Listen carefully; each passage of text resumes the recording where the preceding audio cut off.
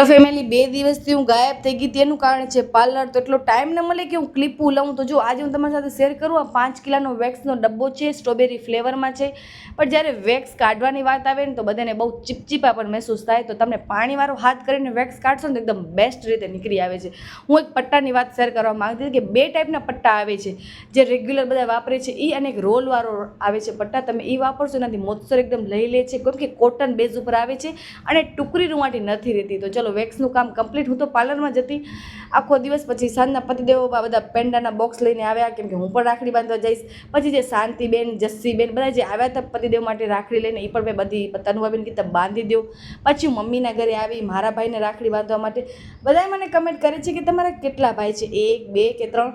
તો હું એક લોંગ વિડીયો બનાવીશ અને તમારી બધી સાથે શેર કરીશ. તો મારો રક્ષાબંધનનો દિવસ કાંઈક આ રીતે રહ્યો. તો હું બહુ બિઝી થઈ જાઉં આ બધા દિવસોમાં, તહેવારોમાં હું થોડીક વધારે જ ભીડ ભાડમાં આવી જાઉં.